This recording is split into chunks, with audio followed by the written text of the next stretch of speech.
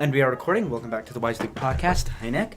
And here we have Mr. Gemkow on the mic today, talking about Fine Arts Week. And he is one of the music production teachers. And Nick, would you like to just kind of do a short profile? Mr. Gemkow is a music production teacher. He's involved with Fine Arts Week.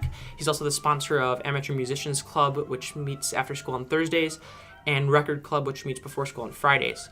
So to start out, how did you get involved with Fine Arts Week? And how has Fine Arts Week changed since you started as a music teacher at York?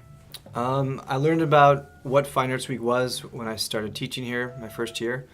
I went as an audience member and thought it was just this amazing week of events that I'd never experienced at any other school. And I knew I wanted to be involved on some level. At the time, I was a special ed English teacher, so I was not connected to the music department at all, but I loved music. I played music as a hobby and wanted to be involved somehow. So the next year, I was able just to kind of be an assistant or a shadow to Mr. Merrill, who was the person who coordinated Fine Arts Week when I first started.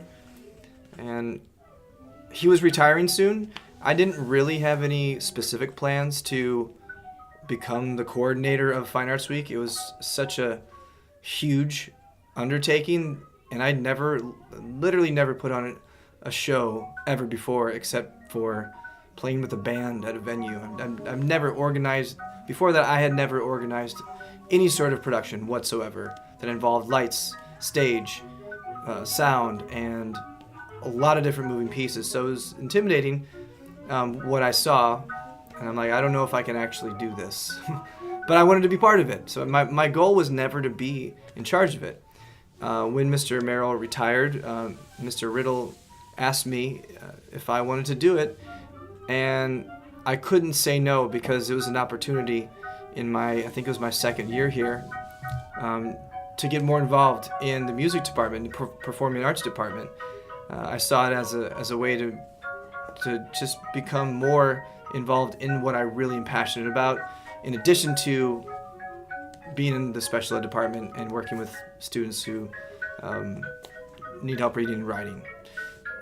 So that allowed me to, even though I didn't want to do it, I said yes, because I was totally intimidated by the undertaking of Fine Arts Week, because it was such a special event, and for it to be handed off to me, the only thing I thought was, this is going to be a disaster. I have no idea what I'm doing.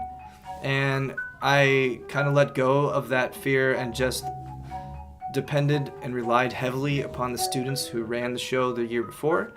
And I let them teach me what they were doing. I kind of was in charge of a lot of the organizing and booking of artists, and scheduling the calendar. But when it came time to actually put on the show, I really depended on the students to help run it, because I didn't know the first thing about communicating with the light booth or who's going to be running sound. It was a total mess in my mind about how things were supposed to work. So that's what another thing that's really special about it is it's so heavily planned, organized, and directed by the students. There are many people involved, many faculty members involved, but I'm pretty much the only staff member who's involved in every aspect. And I'm only involved as a facilitator, and the students are performing. The students are working on the stage crew. The students are running lights. The students are assisting running sound. That's another area where we do have a professional sound tech helping us make sure everything runs smoothly. But that's how the first year was for me, was getting to know, how does this thing work, and how can I actually figure out how to make it better the next time I do it. How long has Fine Arts been going on since your time at York? It's it's been here my whole time, but I think the history of Fine Arts Week is a little vague. As far as when it started, I think it was late 70s, early 80s. Wow. It was Charlie Laliberte. He started it, and he can't remember the specific year, but he kind of pinned it down to that time frame. I had one student go through the yearbooks to see if they could find out when, and we just couldn't narrow down a specific date. But it's been going on for a long time. It's been passed from Charlie Laliberte onto Mr. Merrill. I'm not sure if there's anybody else in between. and then it's ended up in my lap, and I've done everything I can do to I think this is my 10th year doing it, 9th or 10th year doing this. Wow. So, yeah, maybe 9th year, somewhere around there. So my goal has always been to know that I don't know how to do this very well yet, but every year, what aspect can I improve? And so initially it was, okay, how can we get this to sound better? Because in my opinion, it didn't sound very good. The performers were great, but we weren't, as a crew, making them sound good because we didn't have, I didn't have the expertise, and we needed to reach out to professionals. So one thing was sound. The next thing, how can we get the lights to be better? How can we get the transitions to be better? How can we incorporate a house band? How can we incorporate all these different details 1 year at a time? Because it's a pretty big task. Now my goal really is to, how can we get the York Live, which is the new name for the talent show, how can we get York Live to be something that the community, how can we get it to be a household event, like just a household name and an event that everybody knows is happening, much like the musicals. Where we are in terms of the production of York Live, and where the drama department is with the production of the musical, we are so far away from reaching the level of quality and professionalism they have in their show. We're totally different in what we do, but I would like it to be, like, I strive to be as good as what they're doing. Like, take what we're doing and get people as interested and invested into York Live as they are in the drama department. So I guess I look at that as a goal, not as competition at all, but as a goal. Like, it's possible to get people to really get excited about what you're doing and come out and support it. And that's my goal now, is to get the word out, to keep promoting it, and get awareness of what York Live is and how amazing it is. Because I'm really proud of what we've done for the past few years. I think it's been really tremendous. It's a very fine tradition that York has carried on throughout like 30, 40 years that's been improved upon and carried on so phenomenally throughout every year I've been here.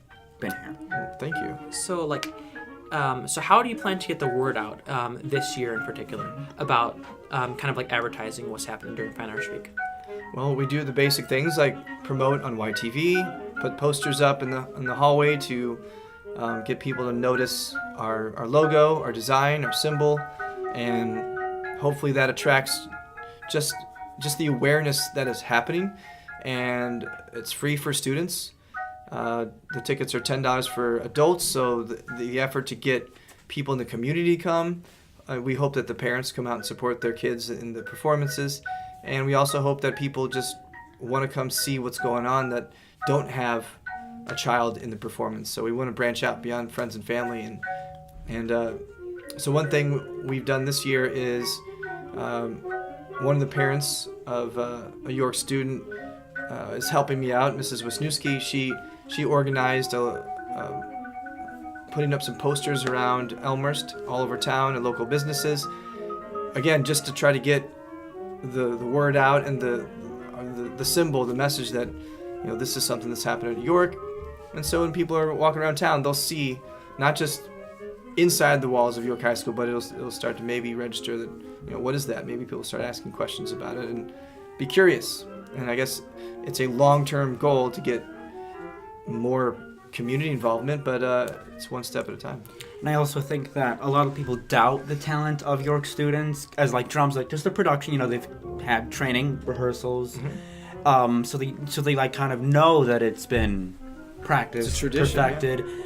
But like York Live and the rebranding of the talent show has like people doubt it because it's a student. But I think that talent has been consistent throughout the years, and it's good talent. Like there's no bad part about it. I mean, I don't see think people doubt the musicians or the talent. I think the term talent show might give people the wrong idea about what it is. Oh yeah, definitely. Is that why you changed the name? Yeah, is that part of the reason? I've been wanting to change the name for several years. I just haven't come up with anything, and then this year we just made an effort, and collectively one meeting we went through a bunch of different things and ended up at York Live, and everybody said that's the name.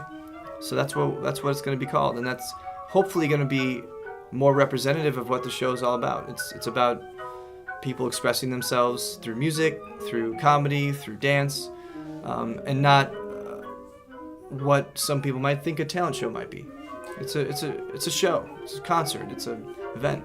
We also can't forget the talents of the people behind the stage, because a lot of it is part of the learning process of performance, and all the musicians and dancers and such, but also the people that are handling the lights and the sound production and learning about how audio works and stuff like that.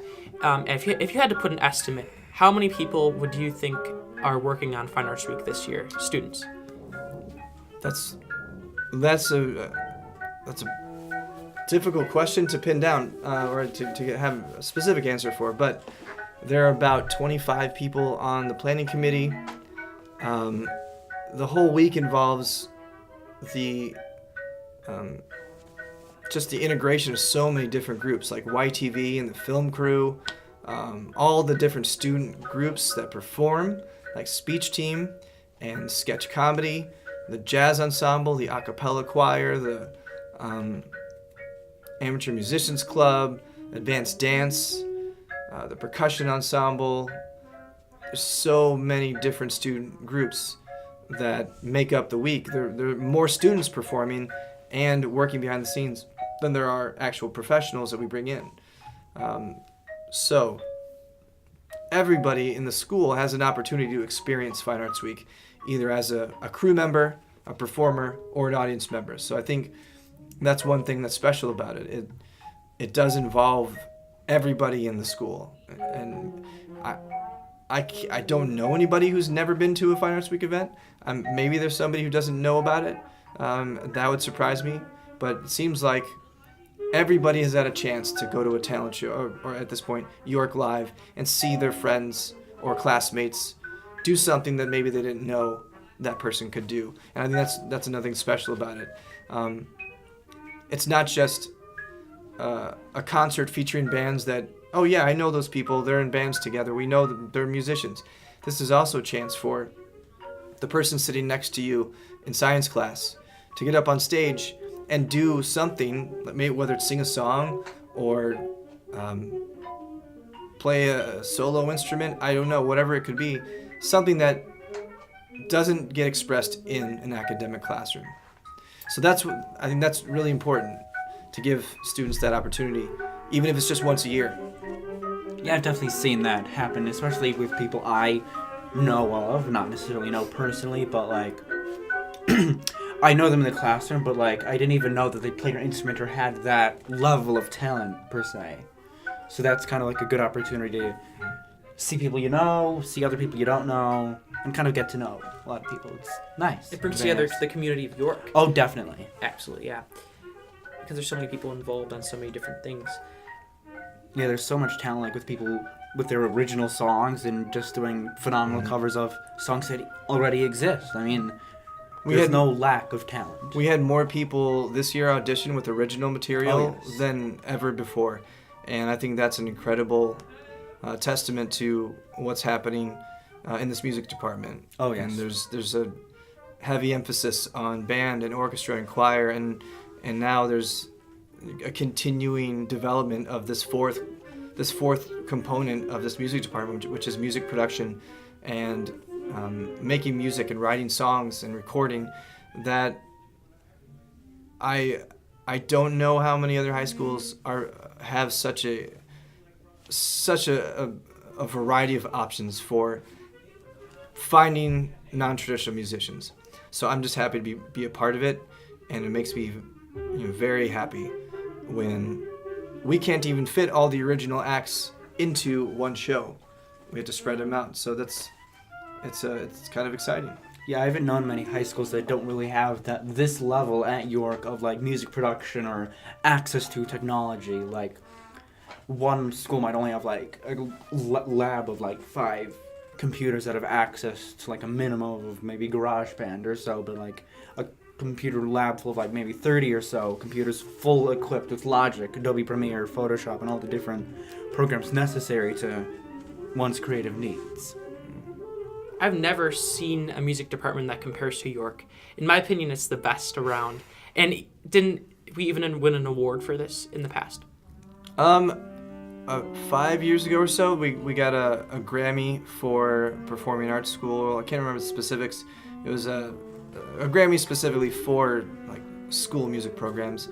And last year, I was awarded a grant called the Music Innovator Educate. What was it called again? I think it was Music Educator Innovator Award.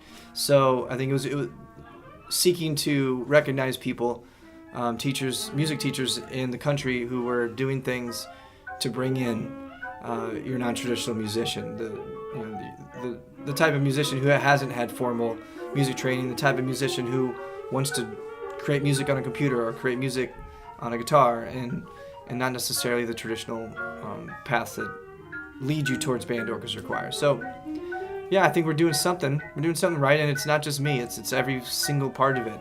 It's Mr. Pavlik and Mr. Riddle and the work they do with the band and the support that they give to me, and Mr. Oswald and the orchestra, and Miss Marinetti and the choir and drama department, and Miss Jensen, Mr. Poznikov, and the dance program. The options for an artist at this school are just so vast. Oh yeah, definitely. So much like the photo. There's so many like the photo department. You've got painting, music theory, so much guitar, and even I just went to just this for my friend. He goes to Hoffman Estates, I believe, which is up north, and they had a V show or a variety show. I mean, I've seen many schools with variety show, but I think York Live fits much better to what we're doing here. Although it is variety, but York Live is a much prettier name and much more appealing name.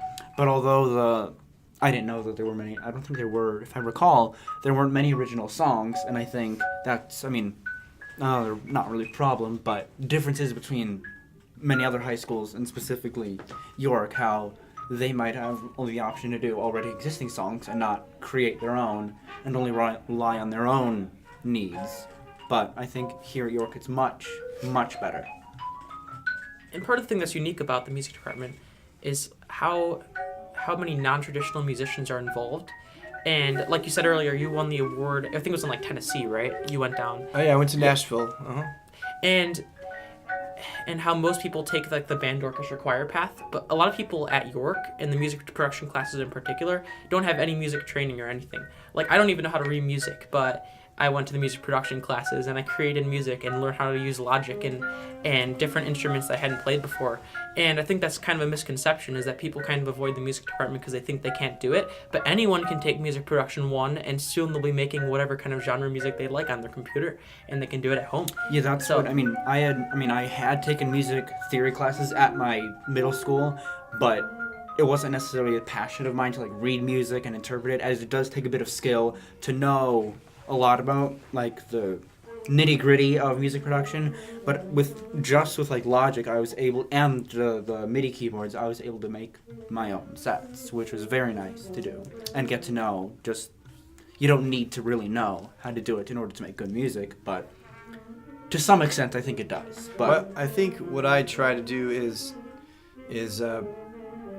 provide an opportunity for somebody who still wants to make music but feels that maybe they've missed the boat on some entry point a long time ago, and that because they missed that, they didn't get on that train soon enough that it's too late. But I try to provide an opportunity for that person to have an entry point at any moment they want to enroll in music production. It provides it doesn't require any skill to come in and learn. All it really takes is a desire, a passion, an interest in wanting to make music. And I think one thing that informs a lot of what I do is I was that student too. I wasn't connecting. I didn't connect to the band or the orchestra or choir department when I was in middle school, high school, and didn't consider myself a musician because of it. I'm like, well, I guess I can't do that. I want to do that. I can't do that. I'm not. I guess music isn't something I can play. I can just listen. But at some point, I realized I still want to play music and I want to play guitar. So I just taught myself how to play. and this was when I was in college. And so I do feel there's you said there's a misconception that if you can't read music or sight read music that you don't have a way in, but there's so many different ways to approach learning music, and I don't think sight reading is the end all of being labeled as a musician. It's intimidating for some people to think that, well, I must be able to do that in order to be part of these departments. But for the most part, some of the best songwriters and recording artists of our time, they didn't approach that art form with those skills. Those skills are separate from writing songs, recording songs. They're valuable to learn how to read music and learn how to incorporate music theory into your work. But I try to give students an opportunity to come in and not be intimidated by something that they don't feel like they know anything about. Because I've been in that position where I didn't know anything and just wanted to play and wanted to learn without all the formal stuff. So yeah, I think it's also as technology has progressed throughout time, as like the Beatles, Queen, all the bands back in the 70s and 80s didn't have access to technology such as this, where you can just take out your own cellular device or phone and just record whatever you want. As you actually had to go out and rent a studio, which was, again, back in the day, a lot of money, but nowadays, just with a common luxury such as this telephone, you can just record whatever you want. And only have 8 tracks to record on, and now we have infinite with Logic. Oh yeah. It's such a difference that you can do the same thing that you can do in a Mac, that you would be able to do an entire $multi-million recording studio like Abbey Road is just on Logic now, basically. I mean, essentially. Yeah, there's still a value in the traditional ways of recording, and there's still a value in approaching it in the ways that it used to be done, but the fact that it's so widespread, or it's so easy to access, and you can do it anywhere. You can just anywhere there's power and the ability to plug a microphone in, you can make music, and it just makes it just levels the whole playing field of who has access and who can be a musician and who can write and release their own work. And even while I was exploring Logic, I could see that I could just play a few notes on the piano and then transcript those notes, if that's the right word. Transcribe. Yeah, transcribe those notes to like another instrument, per se, like a lute or another guitar. I mean, maybe it wouldn't sound the best, but it would sound... transpose, maybe. Sound better. But it would sound somewhat like that instrument, as the computer took that information of the notes and placed it into that instrument. So I think that's very interesting, as back in the day you would just have to play the instrument yourself, but now you could take Logic, play notes on like an instrument like a guitar, bass, any instrument, and then transpose that onto another one. Which I think is very powerful. That's the kind of thing with Logic, is it makes, if you know how to play the keyboard a little bit, you can suddenly have access to a bunch of weird sounding guitars. It's always better to play traditional guitar, but you could use it. You can. Well, that's the power of technology that is came this way. So, as a conclusion, can you give us a brief synopsis of how Fine Arts Week is going to go, like generally what's happening on each day, one of the big performances of the person that's coming in? Okay, so I'll try and quickly run you through it. On Monday, we have Blood Red Boots. They're a Chicago rock band featuring a couple York grads. One of them is Eric Hayes, was very prominent in the band department when he was here, and the music department as a whole. On Tuesday, we have another Chicago rock group called The Symposium, and almost the entire group actually went to York High School as well. They graduated maybe 10 years ago or so. And then on Wednesday, we have a group called the Model Citizens Big Band. They're a 15-piece ensemble. They play around Chicago a lot, and they're very well known.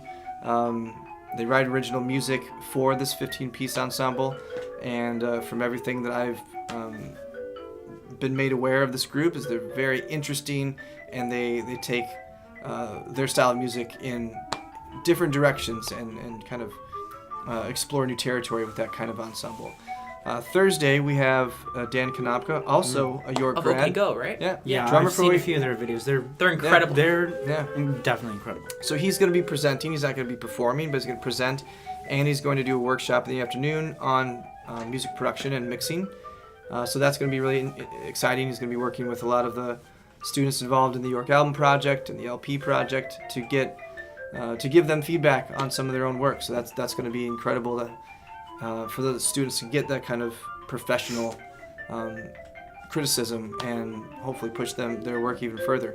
On Friday, we have the NIU Steel Band, which, as far as I know, NIU is the only school where you can go to music you can enroll in the music department and study the steel pan. So this ensemble is widely known as just being incredible. They travel all over the world. So there's a lot of interesting things happening, and still I think some of the most interesting things are the student groups. And of course we have 3 different York live shows. So very I'm interesting. looking forward to it. Thank you very much, Mr. Gemkow. Well, thanks for having me. Thank you, everyone. Thank you very much.